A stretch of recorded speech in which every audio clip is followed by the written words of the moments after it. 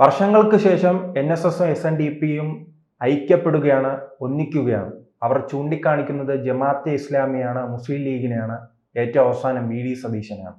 ഒരു ധ്രുവീകരണ രാഷ്ട്രീയം നാം ഉത്തരേന്ത്യയിൽ കണ്ടത് കേരളത്തിൽ ഉണ്ടാവുകയാണ്. ഇത് ധ്രുവീകരണ രാഷ്ട്രീയം എന്ന് പറഞ്ഞാൽ ഉത്തരേന്ത്യ കണ്ടത് കേരളത്തിൽ ഉണ്ടാവില്ല, കേരളത്തിൽ കണ്ടത് ഉത്തരേന്ത്യയിൽ ഉണ്ടായത്. കാരണം ഈ രീതിയിലുള്ള ഹിന്ദു ഐക്യം നമ്മൾ ആദ്യം കാണുന്നത് ഹിന്ദു മഹാമണ്ഡലം അന്നത്തെ അപ്പൂപ്പനും ഹിന്ദു പാർലമെന്റ് അല്ല എന്ത് പറയാം, അതിന് മുമ്പ് ആ സംഘം കൂടി ഉണ്ടാക്കിയപ്പോഴാണ് അന്ന്. അപ്പോൾ അന്ന് അതൊരു വലിയൊരു ഭീഷണിയായി. ഈ ന്യൂനപക്ഷ മുസ്ലിങ്ങളല്ല കേട്ടോ, മുസ്ലിംസ് അന്ന് വലിയ ഓടൊന്നുമില്ല. അന്ന് വിഭജനമൊക്കെ കഴിഞ്ഞിട്ട് ഒരു ഗതിയും പരഗതി ഇല്ലാതിരിക്കുകയായിരുന്നു, മുണ്ടാൻ പേടിയായിരുന്നു. ന്യൂനപക്ഷങ്ങൾ വേറെ പോലെ സമുദായത്തിന് അവരുടെ താല്പര്യങ്ങൾക്ക് വിരുദ്ധമായി മാറുന്നു. അപ്പം ഈ പൗല സമുദായത്തിൻ്റെയും സ്വാധീനമുള്ള സെൻട്രൽ ട്രാവൻകൂർ, ഈഴവ നായർ ഐക്യത്തിൻ്റെ സ്വാധീനം ഏറ്റവും കൂടുതൽ SNDP NS ഐക്യം വന്ന സ്വാധീനം, അതിൻ്റെ ഇമ്പാക്റ്റ് വരാൻ പോകുന്നത് അവിടെയാണ്. അപ്പോൾ അവർ ഇതിൻ്റെ ഇടയിൽ കളിച്ച് കുത്തിത്തിരിപ്പുണ്ടാക്കിയിട്ടാണ്. അവർ രാഷ്ട്രീയ പാർട്ടി ഉണ്ടല്ലോ, ഒരു കോൺഗ്രസ് ഉണ്ട്, കേരള കോൺഗ്രസ് ഉണ്ട്, കളിച്ചിട്ടാണ് അന്ന് ഈ ഐക്യത്തായിരുന്നത്. അന്ന് ശങ്കറിന് കുറച്ച് കൂടുതൽ സ്കൂളുകൾ കൊടുത്തു, NSSനെ ബോധവും അവഗണിച്ചു. അങ്ങനെയൊക്കെ സംഭവിച്ചത്. പിന്നെ അവിടുന്ന് ശങ്കറിൻ്റെ ഭാഗത്ത് ചില പ്രസ്ഥാനങ്ങൾ വന്നു. പിന്നെ അവിടുന്ന് പ്രസ്ഥാനം എന്താ, പിന്നെ അപ്പൂപ്പൻ ഉണ്ടാതിരിക്കും, അപ്പൂപ്പൻ എട്ടി തിരിച്ചടിച്ചു. അവസാനം എന്തായിരുന്നു, SNDPക്കാർ NSSനെ കണ്ടാൽ മുഖത്ത് വെക്കാത്ത അവസ്ഥയായി. രാഷ്ട്രീയക്കാർ ഹാപ്പി ആയിരുന്നു.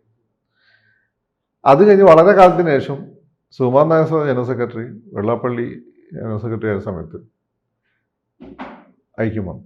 2 തവണ ഐക്യം വന്നു. ഈ 2 തവണയും അപ്പോൾ മുസ്ലിം ലീഗ് കൂടിയുണ്ട്.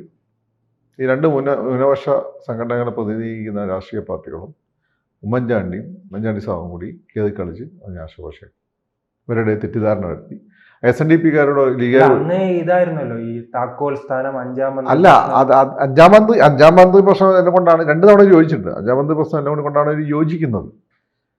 അപ്പം ഈ ഓരോ തവണ ഇത്രയും അപ്പൂപ്പനെ കാലം തൊട്ട് ഇപ്പം വരെ ഈ അടുത്ത ഇന്ന് വരേണ്ട ഈ യോജിപ്പിനെ പറ്റിയുള്ള ചർച്ചകൾ വരാൻ കാരണം എന്ന് വെച്ചാൽ ഒരുമിച്ച് നിന്നില്ലേ ഹിന്ദു ഒന്നും അല്ലാതായി പോകും. ഈ തിരിച്ചറിവാണ്. ന്യൂനപക്ഷങ്ങൾ രണ്ടും വളരെ സംഘടിതമാണ്. അപ്പോൾ അവരെ സംബന്ധിച്ചിടത്തോളം അവർ പുറത്ത് മതേതരത്തൊക്കെ പറയുമെങ്കിൽ അവർക്ക് കൃത്യമായ അവരുടെ താല്പര്യങ്ങളുണ്ട്. മതേതരത്വം പുറത്തു പറയാനുള്ള സാധനമാണ്, മനസ്സിലായത്, അവരുടെ ആവശ്യത്തിന് വേണ്ടിയിട്ടാണ്. അല്ലെങ്കിൽ അവർക്ക് മേധാവിത്വമുള്ള ഏതെങ്കിലും രാജ്യത്ത് ഈ പറഞ്ഞ യൂറോപ്പിൽ ഇപ്പം മതേതരത്വം ഉണ്ട് നിങ്ങൾ പറയുന്നത് എപ്പോഴാണ്? ആളുകൾ പള്ളിയും മട്ടക്കാരും വേണ്ടാന്ന് തീരുമാനിച്ച് യുദ്ധത്തിനിറങ്ങി ഈ സെക്കുലർ രാഷ്ട്രം ഉണ്ടാക്കിയതിനു ശേഷമാണ്. അല്ല, അങ്ങനെയാണെങ്കിൽ ഈ ഹിന്ദു സംഘടനകൾ പറയും പോലെ UDF അധികാരത്തിൽ വന്നാൽ ഒരു പച്ച സർക്കാരായിരിക്കും, ഒരു മുസ്ലിം ലീഗിന്റെ സർക്കാരായിരിക്കും. നീ കേൾക്ക്, ഈ ആദ്യത്തെ ഇതിനു മുമ്പ് 5-ാം മന്ത്രിയായിട്ട് ബന്ധപ്പെട്ട് ഈ ഐക്യം വന്ന സമയത്ത് അതിൻ്റെ ലീഗുകാരാണ് തകർത്തത്. തകർത്തെന്ന് വെച്ചാൽ വെള്ളാപ്പള്ളിയോട് പോയി പറഞ്ഞു, ഈ NSS പറയുന്ന പോലെ സംവരണം വേണ്ടാന്ന് വെച്ച് കഴിഞ്ഞാൽ നമ്മൾ എന്ത് ചെയ്യും? ഞങ്ങൾ OBC, ഞാൻ OBC ആണ് കേട്ടോ, ഞങ്ങൾ മുസ്ലിംസ് OBC ആണ്, നമ്മളൊക്കെ ഒരു വിഭാഗമല്ലേ എന്ന് അത് മൂപ്പര സ്വഭാവം എനിക്കറിയാലോ. ഒരു ഇമ്പൾസീവാണ് വെള്ളാപ്പള്ളി. മൂപ്പരായിട്ട് പിന്നെ വേറെ രാഷ്ട്രീയക്കാർ ഇടയ്ക്ക് അത് കളിച്ചിട്ടുണ്ട്.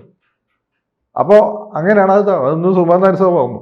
അതായത് ഈ ലീഗ് സംവരണം ഇത് ചെയ്യേണ്ടത് എന്താണ്? NSSനെ സംബന്ധിച്ചിടത്തോളം സംവരണത്തെ അംഗീകരിക്കാൻ NSSന് ബുദ്ധിമുട്ടാണ്. അപ്പോൾ നീ ഉൾപ്പെടെയുള്ള നായന്മാരുടെ കാര്യം കഷ്ടമാകുന്ന ഒരു കാരണം ഈ പറയുന്ന സംവരണമാണ് നിങ്ങളൊക്കെ ധരിച്ചു വെച്ചിരിക്കുന്നത്. ആ ഒരു പരിധി വരെ ശരി, ഒരു പരിധി വരെ ഞാൻ പൂർണ്ണമായി അംഗീകരിക്കുന്നത്. രണ്ടാമത്തെ കാര്യം, SNDPയെ സംബന്ധിച്ചിടത്തോളം അവർക്ക് സംവരണം ഒരു എന്താ പറയുക, ഒരു ആശ്വാസമാണ്. അപ്പം ഇതിൽ നമ്മൾ എത്തേണ്ടത് എന്താണെന്ന് വെച്ചാൽ ഒരു സമവായത്തിലെത്തുക. അങ്ങനെയാണ് ഈ ഇപ്പം നിലവിലുള്ള പോലെ സാമ്പത്തികമായ സംവരണം കൂടി മുന്നോക്കക്കാരുടെ ഇടയിലെ പിന്നോക്കക്കാരെ കണ്ടെത്തി നടപ്പിലാക്കണം. അതിപ്പോൾ നമ്മൾ നടപ്പിലാക്കി, സ്റ്റേറ്റ് ഗവൺമെൻറ് സെൻട്രൽ ഗവൺമെൻറ് നടപ്പിലാക്കി. മറ്റേ സംവരണം OBC സംവരണം അങ്ങനെ തുടരട്ടെ, അവൻ്റെ പ്രശ്നമില്ലല്ലോ. അപ്പോൾ ഈ ഒരു ചെറിയ പ്രശ്നത്തിൻ്റെ മുകളിലാണ് അകന്നത്. പിന്നെ ചെറിയ ഇന്റേണൽ പ്രശ്നങ്ങൾ വേറെ ഉണ്ട്, സ്വാഭാവികമായിട്ട് നായന്മാരും പ്രശ്നമുണ്ട്, ഈഴവനും പ്രശ്നമുണ്ട്, അതൊക്കെ സ്വാഭാവികം. ഗോപാലേട്ടന് വെള്ളാപ്പള്ളി ഒരേപോലെ ഈഴവരാ, അവരും ഭയങ്കര പ്രശ്നമുണ്ട്, അതൊക്കെ സ്വാഭാവികമാണ്. ഗ്ലോബൽ നായർ സഭ എന്നൊക്കെ പറഞ്ഞ സാധനമുണ്ട്, അവർക്ക് NSS കണ്ടെടുത്താൽ കണ്ടുകൂടാ, അസൂയാണ്, അതൊക്കെ സ്വാഭാവികമാണ്.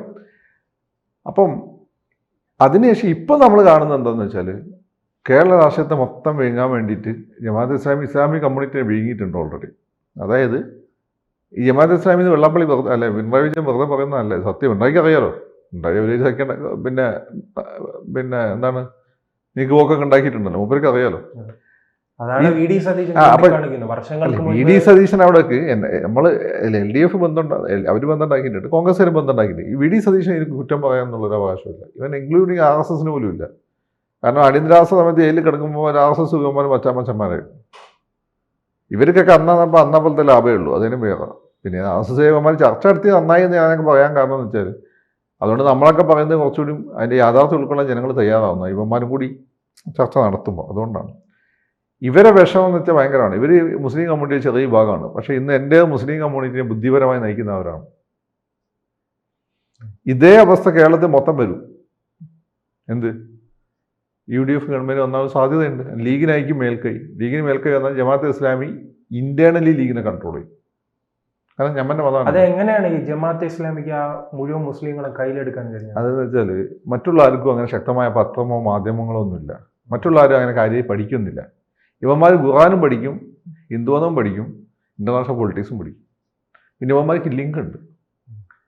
ഗൾഫ് രാജ്യങ്ങളിലെ ശക്തമായ ചില ഭരണകൂടങ്ങളുടെ പിന്തുണയും ഇസ്ലാമിക് ബ്രദർഹുഡ് എന്ന ഇസ്ലാമിക് ടെററിസത്തിൻ്റെ മൊത്തം ഒരു സോഫ്റ്റ് സ്പേസ് ഉണ്ട്, ഫ്രണ്ട് ഓഫീസ്. അപ്പോൾ നീ ഒരു ടെററിസ്റ്റ് ആണെങ്കിൽ, നീ ഒരു ടെററിസ്റ്റുകൾക്ക് വേണ്ടി പണിയെടുക്കുന്ന ആയി നിർമ്മിക്കുന്ന ഒരാളാണെങ്കിൽ, നീ ടെററിസ്റ്റ് കമ്പനി എന്ന് പറഞ്ഞുകൊണ്ട് കമ്പനി നെയ്യാറ്റിൻകര തുടങ്ങിയല്ല. നീ നെയ്യാറ്റിൻകര ജംഗ്ഷനിൽ തുടങ്ങുന്ന കമ്പനിയുടെ പേര് എന്താണ്? ശ്രീജിത്ത് ശ്രീ ഫാൻസി എന്നായിരിക്കും. ഈ ശ്രീ ഫാൻസിൻ്റെ ഒരു ഭാഗത്ത് രഹസ്യ ഡോർ ഉണ്ടാവും. ഈ ശ്രീ ഫാൻസിൻ്റെ രഹസ്യ ഡോറിന് അപ്പുറത്ത് നടക്കുന്ന മൊത്തം ബോംബ് നിർമ്മാണമായിരിക്കും. മനസ്സിലായില്ലേ? അപ്പോൾ അങ്ങനെയുള്ള ഫ്രണ്ട് ഓഫീസ് ഉണ്ട്. അങ്ങനെ ഫ്രണ്ട് ഓഫീസാണ് ഇസ്ലാമിക് ബ്രദർഹുഡ്. അപ്പോൾ ഇങ്ങനെയുള്ള ആളുകളായിട്ട് ഇവർക്ക് ഗ്ലോബൽ ബന്ധങ്ങളുണ്ട്.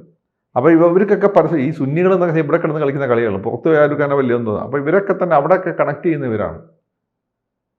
എനിക്ക് ജമാഅത്തെ ഇസ്ലാമിയെ ഒരു മാറ്റി നിർത്തിയിരുന്നു. ഞാൻ പറഞ്ഞു, എനിക്ക് തന്നെ അറിയാവുന്ന ഒരാളുണ്ട്. എനിക്ക് അയാളെ വലിയ വിശ്വാസമായിരുന്നു. പേരൊന്നും ചോദിക്കരുത്. നമുക്ക് ഈ അക്കാദമിക് പണ്ഡിതന്മാരോടൊക്കെ ഒരു വിശ്വാസം ഉണ്ടായിരുന്നു. അയാൾ എന്നോട് പല സമയത്ത് എന്നെ മിസ്ലീഡ് ചെയ്യാൻ വേണ്ടി പലതും പറഞ്ഞിരുന്നു. ഇപ്പം ഞാൻ ചോദിക്കുക, അയാൾ ഇസ്ലാമിക് ബ്രദർഹുഡ് ക്രിസ്ത്യാനികളെ പള്ളികൾ താക്കുന്നില്ല, അവർ ഒരു RSSനെക്കാട്ടും ഭീകരല്ലേ? അവർ മറ്റുള്ളവരെ എതിർക്കാൻ പറയുന്നില്ലല്ലോ. RSS അങ്ങനെയല്ല. എനിക്കന്ന് വലിയ ചിന്തിക്കുന്നുണ്ട്, എങ്കിൽ പോലും ഇയാളൊന്നും കൗണ്ടർ ചെയ്യില്ലേ.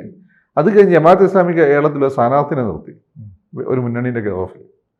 ആ സ്ഥാനാർത്ഥിനെ നിർത്തി. അപ്പോൾ ഇയാൾക്കറിയാം എനിക്കിതിൽ എതിർപ്പുണ്ടെന്നുള്ളത്. ഇയാൾ എന്നെ വിളിച്ചിട്ട് അറിയാം അതാരാമൻ. ഞാൻ പറഞ്ഞു, എനിക്ക് ജമാഅത്തെ ഇസ്ലാമി ബാക്ക്ഗ്രൗണ്ടാണ്. ആണോ? പക്കത്തിനറിയാം. ഞാൻ പറഞ്ഞു എനിക്കറിയില്ല. അപ്പോൾ എന്നോട് അറിയാം. ആണോ? അപ്പോൾ എന്നോട് ഞാൻ അന്വേഷിച്ചു, അവർക്ക് ജമാഅത്തെ ഇസ്ലാമിക്കാരൊരു ബന്ധമൊന്നുമില്ല കേട്ടോ. അവരൊരു ഹിന്ദു പെൺകുട്ടി മതം മാറി മുസ്ലിമായി. അപ്പം ഞാൻ ആ കേസിലും നിങ്ങൾ ഈ പറയുന്ന ആ ഒരു മതമാറ്റത്തിനെതിരായിരുന്നു. ഇയാൾ പിന്നെ എന്നോട് ചോദിച്ചു, അല്ല ആ പയ്യനറിയോ ഒന്ന്, ഷിഫിൻ ജഹാൻ എന്നിട്ട് ചെറുക്കൻ്റെ പേര്. അപ്പോൾ ഞാൻ ഇല്ല എനിക്കറിയില്ല. അവനങ്ങനെ ഒരു പാവപ്പെട്ട പെൺകുട്ടിയെ കല്യാണം കഴിക്കണമെന്ന് നടക്കുന്ന ഒരു മുസ്ലിമാണ്. ഞാൻ അടുത്തിടെ കേട്ടത്, എനിക്കറിയില്ല ശരിയാണോന്ന്. ഈ ഷിഫിൻ ജഹാൻ ദളിത് വിവാദത്തിന് മതം മാറിയിട്ടുള്ള ഒരു ഹിന്ദു എന്ന് ഞാൻ അടുത്തിടെ കേട്ടു. അത് ശരിയാണെന്ന് എനിക്കറിയില്ല, ഞാൻ യൂട്യൂബിൽ നിന്ന് കേട്ടാണ്. അങ്ങനെയാണ് അതും അങ്ങനെ എന്നെ മിസ്ലീഡ് ചെയ്യാൻ വേണ്ടി പറഞ്ഞാൽ. ഇങ്ങനെയുള്ള ഒരുപാട് ആളുകളുണ്ട്.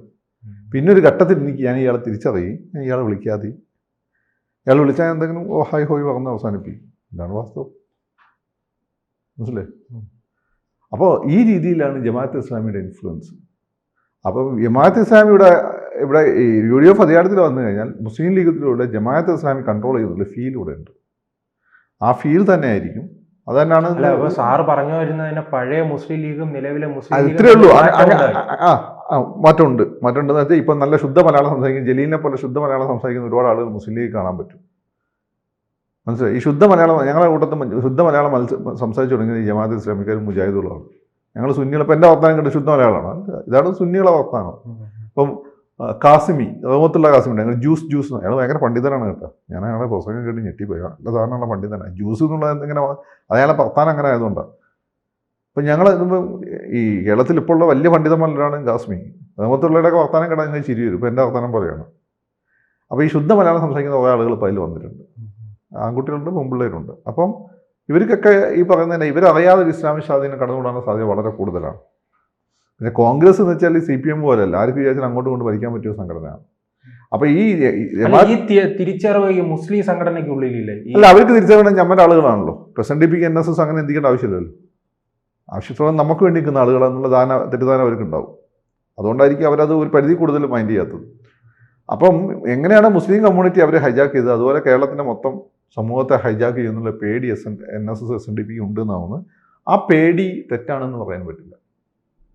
അതുകൊണ്ട് തന്നെയാണ് ഇപ്പോൾ സുകുമാരനാഥ് സാറും വെള്ളാപ്പള്ളി സാറും കൂടി പിന്നെ ഒരേ അഭിപ്രായം അവർ വരിക, ഒരു സമുദായം പൊതുവായിട്ട് ഒരു വലിയ ഭീഷണി നേരിടുമ്പോഴാണ്. അതവർക്ക് രാഷ്ട്രീയമൊന്നുമില്ല. അത് സാറൊന്നും പറഞ്ഞല്ലോ, രാഷ്ട്രീയമൊന്നുമല്ല. പണ്ടാണുങ്ങളുണ്ടായിരുന്നു, ഇപ്പം കണക്കാന്നൊക്കെ മുമ്പ് വന്നിട്ടുണ്ട്, സാറ് വന്നിട്ടുണ്ട്. അപ്പോൾ അതിൻ്റെ കാര്യം VD സതീശൻ ഇതിനെ പ്രതിരോധിക്കുന്നത് CPM-ന് വേണ്ടി പിണറായി വിജയന് വേണ്ടി ഇത്തരം നിലപാടെടുക്കും അങ്ങനെ തോന്നുന്നുണ്ടോ? ഇന്ന് സാറ് പറഞ്ഞൊരു കാര്യമുണ്ട്, വെള്ളാപ്പള്ളി കാറിലേക്ക് പറ്റി നിങ്ങൾ എന്തിനാണ് പറഞ്ഞത്? വെള്ളാപ്പള്ളിക്ക് നിങ്ങളൊക്കെ പണ്ട് സൈക്കിളും ഇല്ലാത്ത സമയത്ത് സ്വന്തം കാറിൽ പോയ ആളാണ് വെള്ളാപ്പള്ളി. മനസ്സിലായില്ലേ? അതാണ് അതിനുള്ള ഉത്തരം. പിണറായി വിജയന് വേണ്ടി രമേശ് ചെന്നിത്തലയ്ക്ക് വേണ്ടി സംസാരിക്കേണ്ട ആവശ്യം അവർക്ക് കണ്ടുവരിക്കില്ല. അത് സാറിൻ്റെ വാക്ക് തന്നെ ഉണ്ട്, ആണുങ്ങൾ മുമ്പുണ്ടായിരുന്നു എന്ന് സാർ പറഞ്ഞത്. അതുകൊണ്ടാണ് അവർക്കത് വേണ്ടി സംസാരിക്കുന്നത്. അവർ ഹൈന്ദവ സമുദായം നേരിടുന്ന ഒരു പൊതുവായ ഭീഷണി, ആ ഭീഷണിക്കെതിരെയാണ് അവർ സംസാരിക്കുന്നത്. അത് ഈ മുസ്ലിങ്ങൾക്കെതിരൊന്നല്ല, ഇസ്ലാമിസ്റ്റുകൾക്കെതിരാണ്. അല്ല, VD സതീശൻ ഇത്തരം പരാമർശങ്ങൾ ഉണ്ടാകുമ്പോൾ എന്താണ് ഈ കോൺഗ്രസിനുള്ളിൽ മുതിർന്ന നേതാക്കളുണ്ടല്ലോ, ചെന്നിത്തല അടക്കമുള്ളവർ? അല്ല, അവർ കോൺഗ്രസ് അവനവൻ പ്രസ്ഥാനമല്ലേ, അവനവൻ പ്രസ്ഥാനമാണ്. അപ്പം അതുകൊണ്ട് ഇത് നല്ല എനിക്കൊന്ന് ഈ ഹിന്ദു ഐക്യത്തെ അത്ര എളുപ്പം പൊളിച്ചു കളയാൻ പറ്റുമെന്ന് തോന്നുന്നില്ല. കാരണം അവരുടെ രണ്ടുപേരുടെയും വാക്കുകളിൽ സ്ഥിരതയുണ്ട്. ഇത് വളരെ സ്വാഭാവികമായിട്ടുണ്ടായൊരു മൂവ്മെൻറ്റാണ്.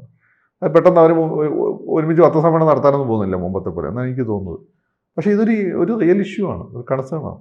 കൂടുതൽ വാർത്തകളും വിശേഷങ്ങളും നിങ്ങളിലേക്ക് എത്താൻ ABC മലയാളം സബ്സ്ക്രൈബ് ചെയ്യുക, ബെൽ ബട്ടണും അമർത്തുക.